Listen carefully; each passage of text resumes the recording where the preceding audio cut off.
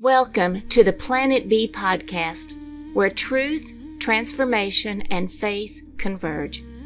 Join us as we flip the script on ecological despair, guided by Dr. Sailesh Rao's vision for a compassionate, rewilded vegan world.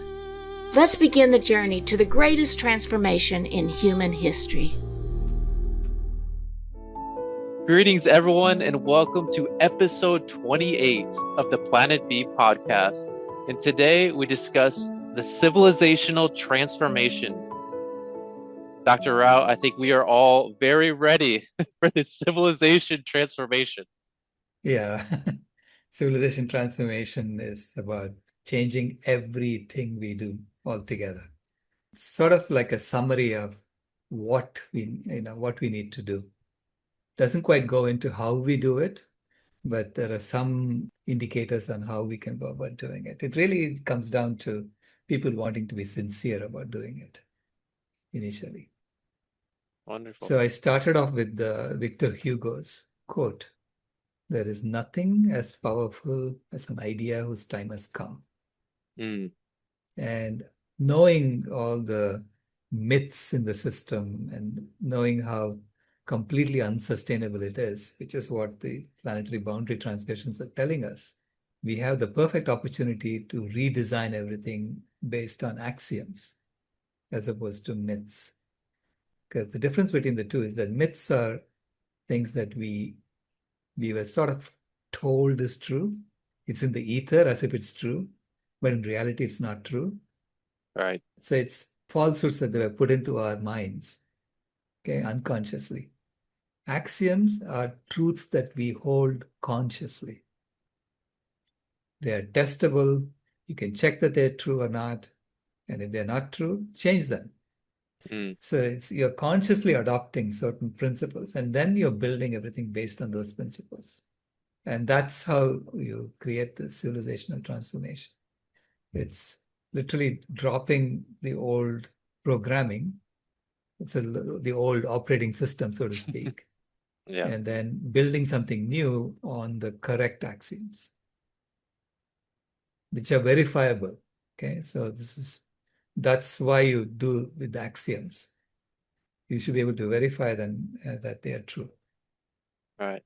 And right at the beginning of chapter 28, you state, "The path forward to a bright future is narrow and hard, but our best chance for achieving it is when everyone feels like they belong in nature and on the same team called Homo Ahimsa."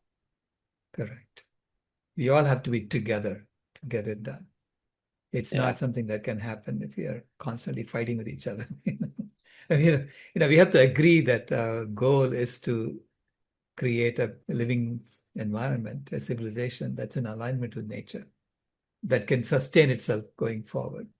So it's an opportunity to redesign everything based on what we know now to be true.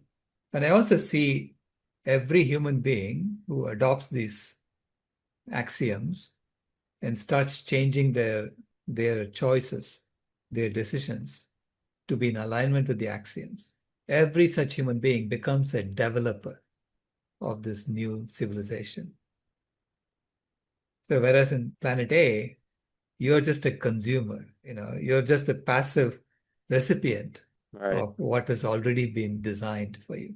So it's a code, looks like an operating system that was already designed and you just were born into it, right? And now we are given the opportunity to redesign it based on axioms. So then every one of us becomes a programmer of this new civilization. So because every one of us, when we make our transformation individually, we are causing the system also to respond. And so then, people are going to say, well, why don't we make this normal? Right? So when you want to make this normal, then you have to figure out how to do that. And then you'll get into the 7 strategic actions that we need to do to change the civilization. Wonderful. Yeah. In the beginning of this chapter 28, you call our current mission to transition to Planet B a global infrastructure upgrade project. Yeah, it's an infrastructure and software upgrade project. It's both, right? Infrastructure meaning human infrastructure. The planet is fine. The planet's living support systems is the original hardware that we are working with, right? And we as humans build something on top of that. And that is now misaligned with the life support systems of the planet. And so now the human additions that we did, we have to upgrade that. Yeah, that's the infrastructure Right. upgrade that we need to do. And then we have to upgrade our software, how we relate to each other, how we relate to animals, how we relate to life. And that's based on the codes for a healthy earth, based on the axioms. Right. Right. So let's go through those one by one. So the first infrastructure upgrade you talk about is that we need to begin with sustainability built into the education curriculum. Absolutely. Yeah, absolutely. The first of the 7 strategic actions is education, education, education. Sustainability cannot be just a separate department. That Right. tells you that everything else is unsustainable, what they're teaching you. So Right? true. I mean, I'm talking to this chemical engineering institute here in Mumbai, and they're the ones who came up with all these hundreds of thousands of chemicals that the earth has never seen before. And the assumption when we started doing that is that the earth is so big, you couldn't possibly impact it. And now we know that we are impacting it and we are causing a lot of issues. Right? So, how do you now change the curriculum? Basically, you have to go back to every function that was solved or implemented with these novel entities, these novel chemicals, and then figure out how are you going to do that. First of all, is it Mm, necessary to do that? Right? And secondly, if it's necessary to do that, how would you do that in a way that does not introduce something novel into the environment? Okay, something that Earth knows what to do with, that becomes part of the soil again. So something more organic.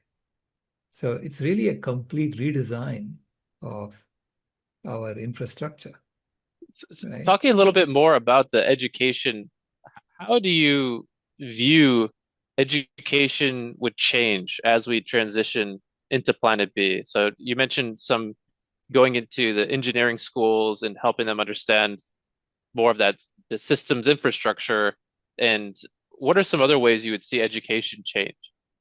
I would say the purpose of education will change to you're educating people not to become laborers in an industrial machine, which is what we are educating today. We still have the same Mm, industrial education system, but you're educating people to understand the life support systems of the planet. And then they can figure out then how they want to contribute towards helping it and maintaining it and so on. By the time you get through high school, you need to understand every aspect of the life support systems of the planet. yeah. That's the way I envision future education to be. Because that's basic stuff you need to know. Then you can specialize, how are we doing the infrastructure for humanity in a way that is least harmful to the planet? Mm, Right? How do we repair things as opposed to innovate on making newer and newer things? How right. do we repair what we already have? Those are all the skills that we would have to teach. How would education foster a sense of purpose in people? It's something we've talked about before is find my why. Like, Right. Yeah. mm, I mean, I'm convinced that everyone who's here at this time has a gift that nature needs, that they can offer to help nature. And so knowing that, it's how do you help people find their gift, sing their song, so yeah. to speak. So I see the education system of the future on Planet B to be much more self-directed. So kids figure out what they want to do, Mm, as opposed to sending them to this exact same, assembly line right. where you're supposed to graduate according to your age. Some kids are slow, some kids are fast at learning these Right. things. And some kids are good at learning art as opposed to math. So why are we forcing everybody to study these things, right? If you let it be more organic, then kids find their own way, what it is that interests them. And they are joyful doing it. I know that's what they did at Sadhana Forest for their 2 kids, the founders' 2 kids.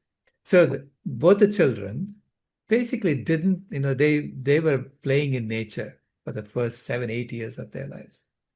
And then suddenly they got interested in learning how to read and so on, and they picked it up very, very quickly. Hmm. So once we kind of allow children to discover things at their own pace, actually they may learn faster, they may learn more, and they Absolutely. will definitely excel more into something that excites them. Absolutely. Yeah. It's not that someone else is telling them you have to graduate, you have to go study this, you have to do that.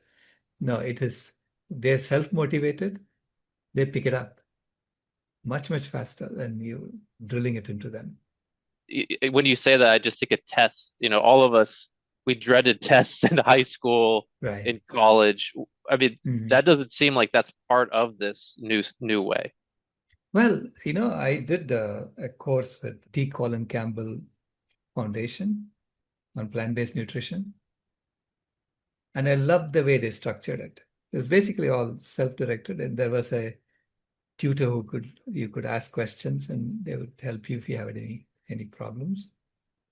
But the way they structured it is that you don't proceed until you understood that portion, Hmm. right? So the testing was to make sure that you got 100%. Right. So if you answered a question wrong, they would say, here, go learn this section again and come back. And then, take another test until you got 100%, which means everybody passed only when they knew. That's And wonderful. then there is no, I mean, the only pressure is you figure out how you're going to understand the subject, right? That's it. Yeah. Yeah. So there's no comparison between people anymore. Everybody who went through it, got 100%. That makes total sense. Yeah. Yeah. So, and I love that kind of pedagogy. That's wonderful. So that goes into the we discussed kind of the first strategic action with education, education, education. Now the second strategic action is the self-transformation. Right. All these actions go together. It's like the 7 dimensions of the transformation, right? Yeah. So the second one is you have to basically heal yourself. You have to put on your own oxygen mask first before you help others. And as a species, we have to heal our species before we heal the earth. You help people put on their own oxygen mask before you go help others, right? Help other animals and so on. So this is why self-transformation is so important. And this is why I urge the vegan community to eat healthy, to exercise, to do all the self-transformation that we talked about earlier, and become, convinced that you're part of this Planet B movement, that you are now going to become the thermostat species of the planet. So you have a purpose in life. Become vitally engaged guardians of animals and nature. So that self-transformation, that's the foundation on which all the others rest. Right. And we talked about this a little bit throughout this podcast series, but when people are eating that healthy food, they're exercising, they're feeling good, it's like a magnet that people who maybe Yeah, aren't vegan yet, they're so interested in this way of life, and it brings people in just by the vibration that they're giving off. correct. Yeah, the aura that surrounds you when you do things right. Because healthy always, people can tell that you're healthy, Yeah, right? it's so true. Yeah.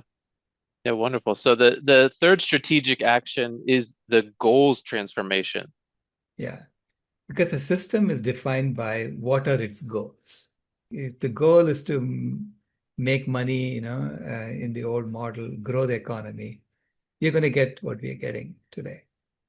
So the system, no matter what you do, will figure out how to get that same goal.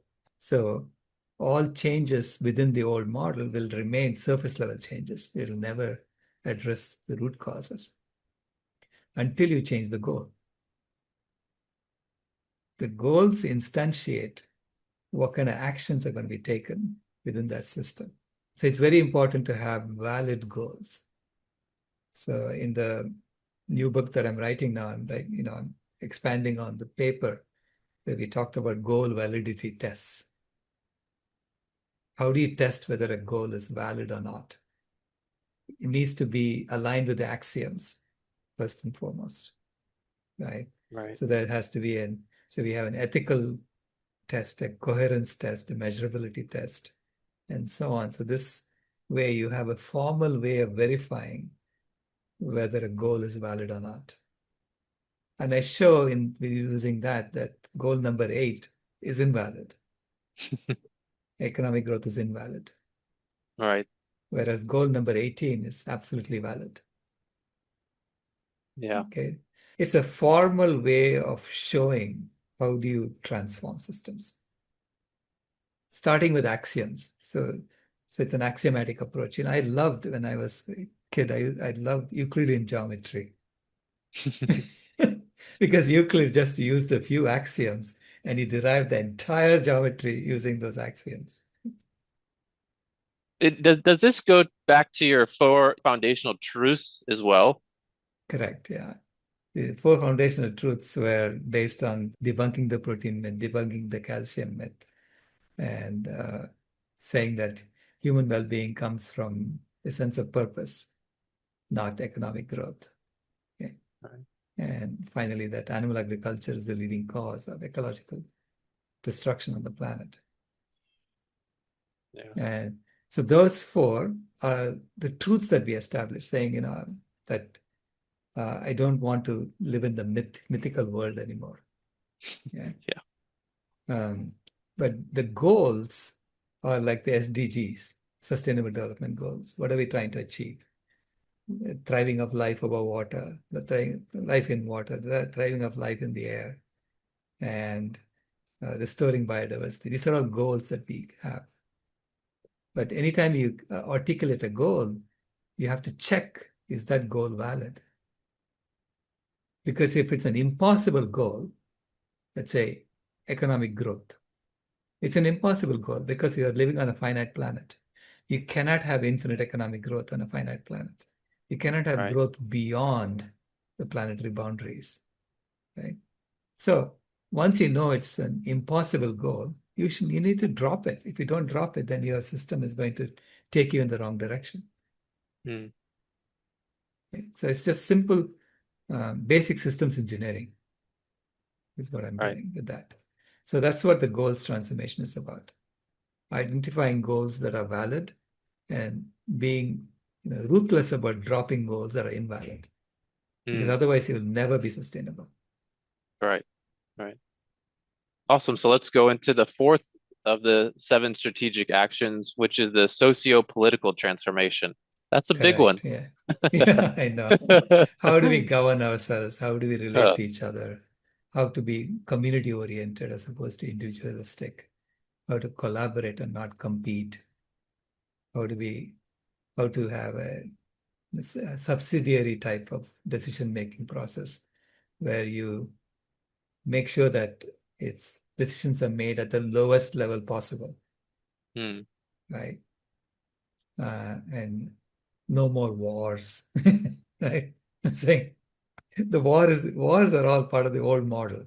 It's all about, I'm stronger and therefore I can do what I want. And then the other side says, well, are you sure you're stronger? Let's find out. That's what it's about. We have to figure out different ways of resolving differences as opposed to shows of strength. Do you have like an example what socio-political system would look like on planet B? Participatory governance. So there is, much more of deference given to indigenous wisdom. Okay. Why do we do that? Because indigenous means you have been there for a long time. Yeah, exactly. Which means you understand that local conditions better than anyone else. Right. So how can you impose something from somewhere else and say, I know better, and you're going to do it this way, right? So centering more of the indigenous wisdom in decision-making processes. And that's why the subsidiarity approach, which is having decisions made at the lowest level possible, is the best. Right. Okay. Sometimes you have to take it to higher levels and figure out how to make decisions. And there again, I would say it has to be consensus based, and it cannot be that we lose sight of the objective. So everything is done towards that overall objective, the overall goals of stabilizing the life support systems of the planet and maintaining them and staying within the bounds. Our decision-making processes have to be measured against that. Are we accomplishing our objective? And if you find that you're not accomplishing your objective, we have to figure out what's wrong with the process and fix it. I mean, there are a lot of details that are missing in this. I basically said it's going to go from exclusivity to radical inclusion, from domination and control relating to partnership and respect relating. But you have to code it, in processes that are put in place, rather than just talking about what the end result will look like.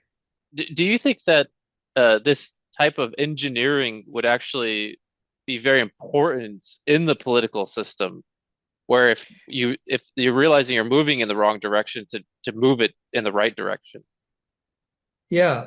Well, one of the things that engineers bring is that we have to train ourselves to be in alignment with nature.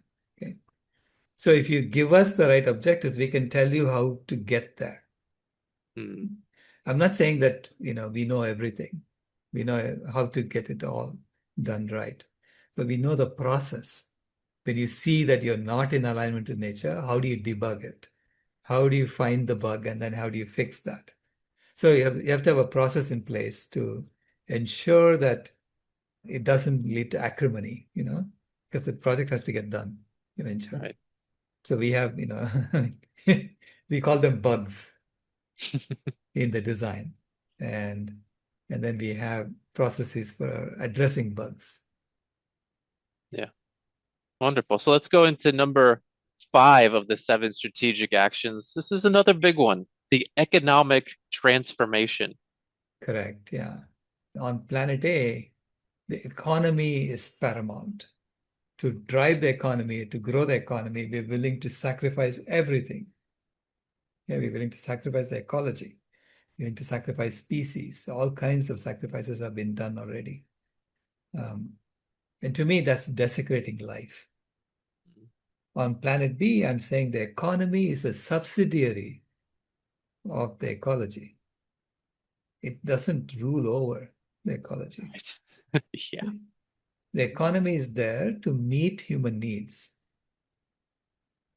not to stoke human desires and meet and, basically manufacture the wants, turn the wants into manufactured needs, and then meet them, which is how you keep growing something, right? So instead, it has to be the economy is there to meet the needs. If that involves having to, innovate, we'll figure this out. You have to go innovate. Okay.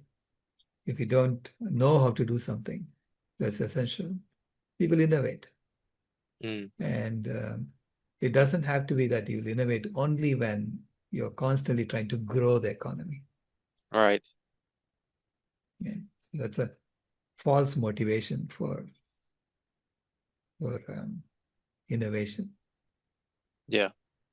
Yeah. And we'll get into more of this definitely in the next chapter, which is the money game transformation. So Correct. the next of the 7 strategic actions is the ecological transformation. Yeah. You begin by recognizing that all life is sacred. So the radical sacredness, and that our role is to restore the ecosystems and maintain them.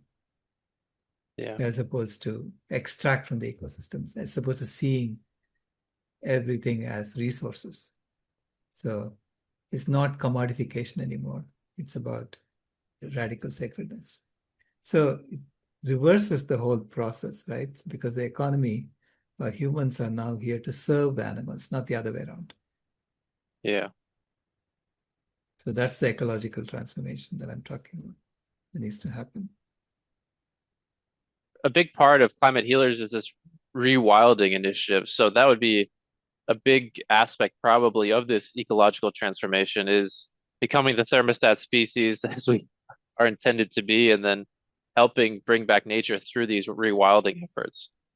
Right. Yeah. It's rewilding on the outside, and then the next step I talk about, number 7, is rewilding your insides. That's a spiritual transformation. Yeah. Is to return home to who we really are. It's like we are rounding the bases, right? If you use a baseball metaphor, we're rounding the bases. When you go vegan, you've only gotten to first base. So don't think you've gone home yet. And it's an infinite journey home.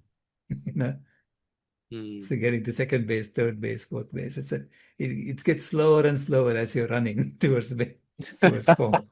It's true. Right? Yeah. But everyone is on this journey of rounding the bases. And you have to basically help people if they fall, help them get up and continue the race, because every one of us is on this now. So the further we all get, the healthier the planet becomes. So I see the planet's health, planetary health, is like a barometer of total human health. So it's the outside is reflected based on our insides. Yeah, that's wonderful. Why is veganism, do you feel like, so key as part of this spiritual transformation? Veganism it's the moral baseline, because it starts by saying animals are not objects. Veganism is a stance of non-exploitation. It doesn't even say we have to serve them, right? It's a basic stance of non-exploitation. To me, it's saying coming to a neutral place before you can go the other way, which is to serve them. Right. If you are constantly using them and exploiting them, how are you serving them?